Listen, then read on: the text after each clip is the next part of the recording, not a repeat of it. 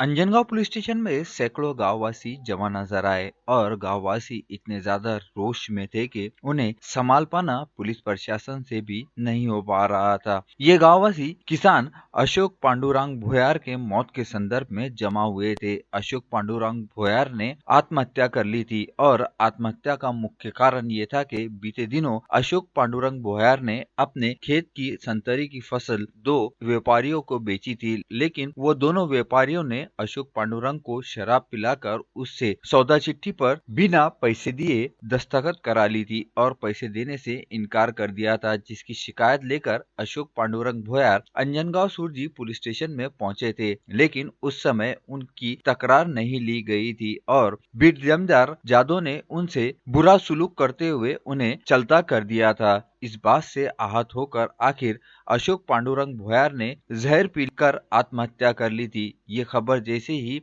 अंजनगांव सुरजी police station हद अंतर्गत आने वाले धाने गांव में फैली तो समस्त किसान सहित अंजनगांव सुरजी वासी भी पुलिस स्टेशन में पहुंच चुके थे और गांव वासियों की एक ही मांग थी कि जब तक दोनों ही व्यापारी सहित एएसआई जादव पर गुना दाखिल नहीं किया जाता तब तक वो शव का अंतिम संस्कार नहीं करेंगे। इस संदर्भ में अपर पुलिस अधीक्षक श्याम गुगे भी आनन फानन में अंजनगांव सुरजी पुलिस स्टेशन में पहुंचे थे और उन्होंने गुस्साए हुए नागरिकों को आश्वस्त किया कि जिस प्रकार से अशोक पांडुरंग भुयार ने आत्महत्या की उनके साथ में न्याय होगा और दोषी पाए जाने वाले पुलिस कर्मचारी पर भी कार्रवाई होगी। उसी प्रकार से दोनों ही व्यापारियों के ऊपर में तुरंत अपराध दर्ज किया गया और इस संपूर्ण कार्रवाई में जहां एएसआई जादव को दोषी पाया गया तो उनके खिलाफ में कार्रवाई के लिए पुलिस अधीक्षक डॉक्टर हरि बालाजी के पास में प्रस्ताव भेजा जा रहा है। इतना ही नहीं तो मौत से पहले अशोक पांडुरंग भुयार ने अपने चिट्ठी में राज्य मंत्री बच्चू कडू से भी ये संपूर्ण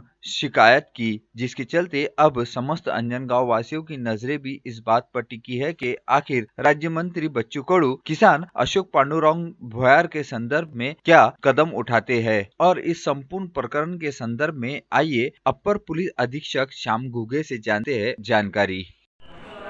अशोक भुयार राहणार धनेगाव यांनी आज सकाळी आत्महत्या केलेली आहे आणि ते संत्रा व्यापाऱ्याची तक्रार घेऊन पोलीस स्टेशनला आले असता 18 तारखेला एएसआय जाधव यांनी त्यांच्याशी गैरवर्तन केलं असं निष्पन्न होत आहे। त्यांचा चौकशी अहवाल आपण एसपी साहेबांना पाठवत आहोत आणि जी काही रीतसर तक्रार आहे ती तक्रार आपण दाखल करून घेत आहोत।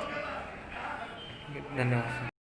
ग्रामीण अपराध शाखा की टीम ने बीते दिनों मोर्शी तहसील के अंबाड़ा गांव में राधाई ज्वेलर्स एवं एक स्पेयर पार्ट की दुकान में चोरी की घटना के संदर्भ में जांच की शुरुआत की और ग्रामीण अपराध शाखा ने महज कुछ ही घंटों में इस चोरी की घटना को अंजाम देने वाले अंतर्राज्यीय गिरोह को पकड़ने में बड़ी सफलता हासिल की है। ग्रामीण अपराध शाखा की टीम ने इस चोरी की घटना की जांच शुरू की और जांच की शुरुआत करते हुए अंबाड़ा निवासी सिकंदर अली मोहम्मद अली उम्र 55 वर्ष को हिरासत में लिया गया। उससे सख्ती से पूछताछ की गई और सख्ती से पूछताछ में सिकंदर अली ने अपने 4 साथियों के नाम बता दिए। पुलिस ने सिकंदर अली से पूरी जानकारी हासिल की, जिसके बाद अपराध शाखा का दल तुरंत ही नागपुर के लिए रवाना हुआ। नागपुर में जाल बिछाया गया जहां पर 4 आरोपी माल बेचने जा रहे थे, किंतु इससे पहले ही अपराध शाखा के दल ने साजिद खान साकिर खान उम्र 28 वर्ष मध्य प्रदेश विदिशा, सलमान खान अलबख्श खान उम्र 25 वर्ष मध्य प्रदेश विदिशा, इमरान खान जमील बाबू खान 33 नरसिंहगढ़ राजस्थान एवं सैयद अकरम अली भोपाल रोड रायसेन को हिरासत में लिया और उनके पास से 3,24,320 रुपए की 5 किलो 572 मिलीग्राम 1,29,425 रुपए मूल्य के 25 ग्राम 890 मिलीग्राम सोने के आभूषण 28,900 रुपए मूल्य के 17 टायर तथा 3,000 रुपए नकद सहित 5 मोबाइल, एक देशी बनावट रिवॉल्वर, एक देशी कट्टा, 3 जिंदा कारतूस तथा एक बुलोरो वाहन जब्त किया। ये शातिर चोर मध्य प्रदेश से आकर महाराष्ट्र में विभिन्न जिलों में चोरी की बड़ी बड़ी घटनाओं को अंजाम दिया करते थे। ग्रामीण अपराध शाखा दल ने इन 5 आरोपियों को आगे जांच हेतु मोर्शी पुलिस के हवाले किया। मोर्शी पुलिस अब इनसे सख्ती से पूछताछ कर रही है कि अमरावती जिले में कहां-कहां चोरी की घटनाओं को अंजाम दिया है। पुलिस को ऐसी आशा है कि अमरावती जिले की और कई बड़ी चोरियों का खुलासा इन शातिर 5 चोरों से हो सकता है। यह संपूर्ण कार्रवाई पुलिस अधीक्षक, अपर पुलिस अधीक्षक के मार्गदर्शन में अपराध शाखा के पुलिस निरीक्षक तपन कोल्हे के नेतृत्व में पीएसआई विजय घरड़, पीएसआई आशीष चौधरी के दल ने मिलकर की है। पोलीस स्टेशन मोर्शी अंतर्गत आंबाडा ग्राममध्ये 2 दुकानं जी आहेत, एक टायर ऑटोमोबाईल शॉप आणि एक गोल्ड शॉप इथे फोडण्यात आली होती दिनांक 21/12 रात्री 2:03च्या दरम्यान। तर त्यावेळेस ती झाल्यानंतर सकाळी माहिती मिळाल्यानंतर आमच्या वरिष्ठांनी जे मार्गदर्शन केलं त्यानुसार घटनास्थळी जाऊन पाहणी केली आणि आपल्या LCBच्या ज्या टीम्स आहेत त्या वेगवेगळ्या दिशांनी त्या दृष्टीने तपासत असताना त्यांना माहिती मिळाली की गावातील सिकंदर अली हा जो आहे त्यांनी इतर मध्य प्रदेशच्या साथीदारांच्या मदतीने हा गुन्हा केलेला आहे। त्यातल्या आरोपींना नंतर ट्रॅप लावून आम्ही पकडलं। LCBच्या सगळ्या टीम्सनी त्याच्यामध्ये अत्यंत तातडीने कारवाई केली। 24 तासाच्या आत आरोपींना जेरबंद केलं। गुन्ह्यातील मुद्देमाल याच्यासोबतच 2 कट्टे जे आहेत आणि 3 कारतूस हे सुद्धा मिळालेले आहेत। गुन्ह्यातील मुद्देमाल रिकव्हर केलाय आणि पूर्ण त्यांचे जे मोडस ऑपरेंडी आहे त्याचा अभ्यास करून आता येणाऱ्या मागील काळामध्ये त्यांनी आणखी काही गुन्हे केले असतील तर त्याचा सुद्धा आपण शोध घेतोय आणि कट्टे त्यांनी कुठून प्राप्त केले याच्यावर सुद्धा आपण शोध घेतोय। सोमवार की देर रात दरियापुर से अकोला रोड पर टोंगलाबाद सौदोली फाटे के पास में रात 12 बजे के आसपास ट्रक ने कार को जबरदस्त धड़क दी, जिसमें वाहन के सामने का भाग चकनाचूर होकर छन्नी छन्नी हो गया।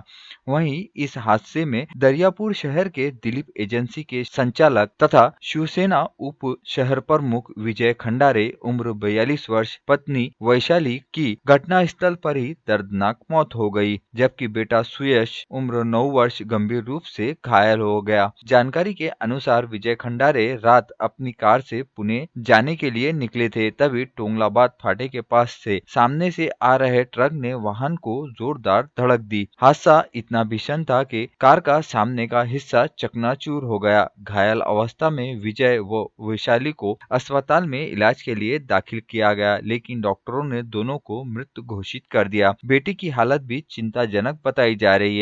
इस घटना के चलते गांव में शोक की लहर दौड़ गई थी और गमगीन वातावरण में आखिर दरियापुर में दोनों ही के शवों का पोस्टमार्टम किया गया और उनका अंतिम संस्कार किया गया। घटना को अंजाम देने के बाद में चालक घटनास्थल से फरार हो गया था। दरियापुर के विजय खंडारे राजनीतिक एवं औद्योगिक क्षेत्र में अपनी अच्छी पकड़ रखते थे तथा शिवसेना के माध्यम से सामाजिक कार्यों में सदा ही सक्रिय रहते थे। उनकी अचानक मौत हो जाने के कारण परिवार पर दुखों का पहाड़ टूट पड़ा है तथा संपूर्ण दरियापुर शहर में इन दोनों ही के मौत के चलते शोक की लहर दौड़ गई है।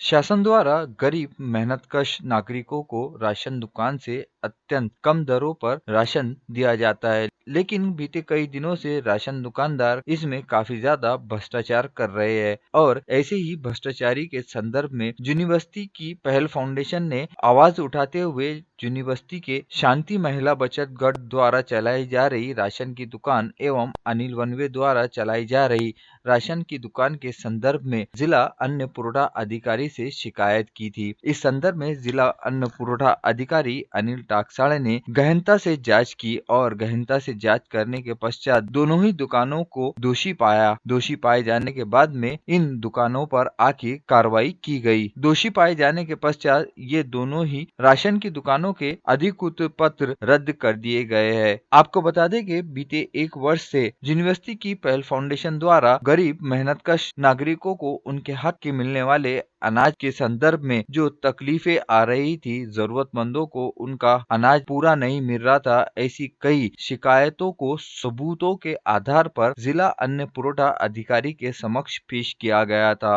और इन सबूतों के आधार के पश्चात जिला अन्न पुरवठा अधिकारी ने अपने कार्यालय के संबंधित अधिकारियों को यूनिवर्सिटी में भिजवाकर जनता से उनकी शिकायतें भी जमा की थी। इन सभी के आधार पर जिला अन्न पुरवठा अधिकारी अनिल टाकसाळे ने जो आदेश पारित किए, आइए जानते हैं कि इस आदेश के तहत शांति महिला बचत गट एवं अनिल वनवे के नाम पर जो राशन दुकान है उन पर किस प्रकार की कार्रवाई की गई।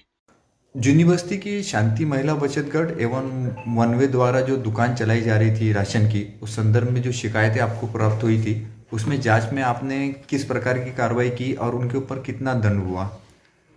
तो ये दोनों दुकानों के प्राधिकार पत्र रद्द किए गए हैं और शांति महिला बचत गट पे 3,29,627 रुपये और अनिल वनवे के दुकान पे 3,15,231 रुपये इतना दंड किया गया है। सर, ये राशि कितने दिनों में कार्यालय में या शासन की तिजोरी में भरने की समय विधि रहती है? जैसे वैसे तो ऑर्डर होने के बाद में भरना चाहिए, लेकिन उनको अपील का पीरियड रहता है, वो अपील पीरियड में वो वरिष्ठ कार्यालय की तरफ अपील कर सकते हैं। और सर, ये जो दुकानें दोनों रद्द की गई, इनके लिए जाहिरनामे भी निकाले गए कार्यालय से? जब तक उनको अपील पीरियड है और अगर उस पीरियड में वो अपील करते हैं तो वहाँ पे जाहिरनामा नहीं निकाला जा सकता जी। जब अपील की कार्रवाई खत्म हो जाएगी जी, तब उसके ऊपर नियमानुसार जाहिरनामा की कार्रवाई करते आ सकती है। जी।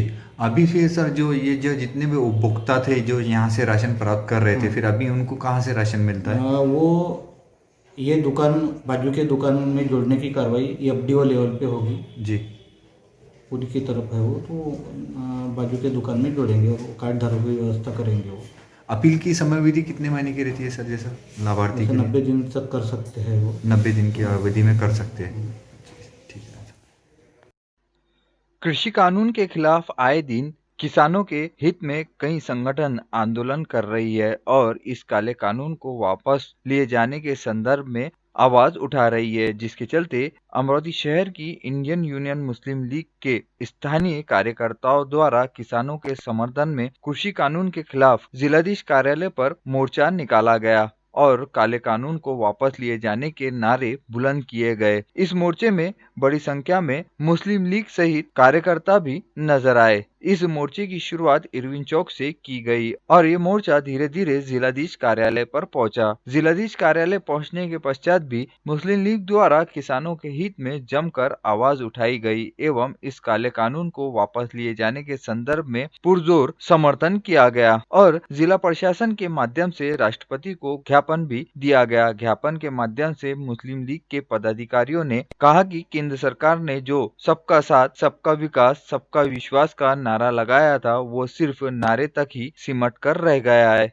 और सरकार पूंजीपतियों के हित में निर्णय ले रही है। किसानों के खिलाफ कृषि कानून बनाकर सिर्फ पूंजीपतियों को लाभ पहुंचाने की सोच रही है। सरकार की इस नीति का विरोध करते हुए तीनों कृषि कानून तत्काल रद्द करने की मांग की गई एवं डॉक्टर स्वामीनाथन आयोग की सिफारिश लागू करने की भी बात इस निवेदन में कही गई। मोर्चे का नेतृत्व एवं ज्ञापन देते समय मुस्लिम लीग के प्रदेश अध्यक्ष सैयद अफसर अली, प्रदेश महासचिव डॉक्टर रहीम भारती, यूथ प्रदेश अध्यक्ष इमरान अशरफी, शहर अध्यक्ष अब्दुल रहमान, जिला महासचिव मौलवी रहमत इशाती, मौलवी रहमत नदवी, हाफिज सईद इकबाल, हाफिज जुबेर अहमद, यूथ शहर अध्यक्ष नदीम अहमद, इरशाद पठान, इसरार आलम, Irfan Khan, Abdul Rashid Mirza, Naseem bag, Mirza Rajik bag, Nasir Solanki, Kamran Ansari, doctor Aslam Bharti, Abdul Rajik, Iqbal लालखड़ी, Wasim Mohammad, Iqbal साहिल, हाफिज हशमत, हाफिज असलम,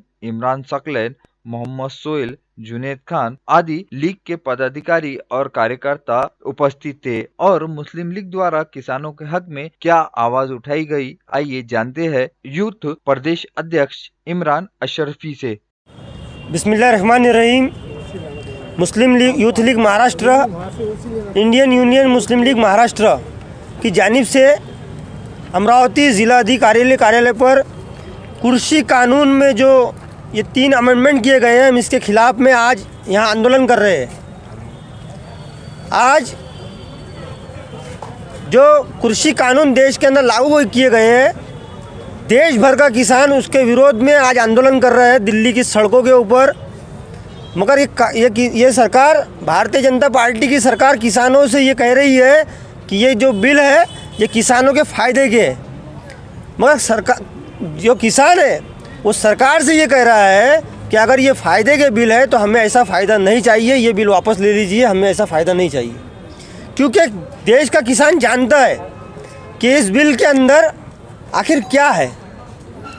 भारतीय जनता पार्टी की जो सरकार 2014 से आज तक के एक तरफ सबका साथ, सबका विकास और सबके विश्वास की बात करने वाली सरकार, दूसरी तरफ इस देश के अंदर देखा जा रहा है कि 2014 से आज तक के न किसी का विकास हुआ, न किसी के साथ में विश्वास हुआ, हर किसी के साथ में विश्वासघात हुआ। नोटबंदी से आम जनता को ये कहा गया कि हम देश के अंदर जो काला पैसा है वो हम आम जनता के फ़ायदे के लिए हमने नोटबंदी किया है, मगर हमने देखा कि नोटबंदी के अंदर 100 से ज़्यादा लोगों की मौतें हुई, आम जनता ने उसका खामियाजा भुगता और पूंजीपतियों ने फ़ायदा उठाया। दूसरी तरफ ये सरकार कहती है कि जीएसटी से देश के व्यापारी वर्ग का फ़ायदा होगा, मगर आज हमने देखा कि जीएसटी से पूरे देश के अंदर छोटे व्यापारी मर चुके हैं।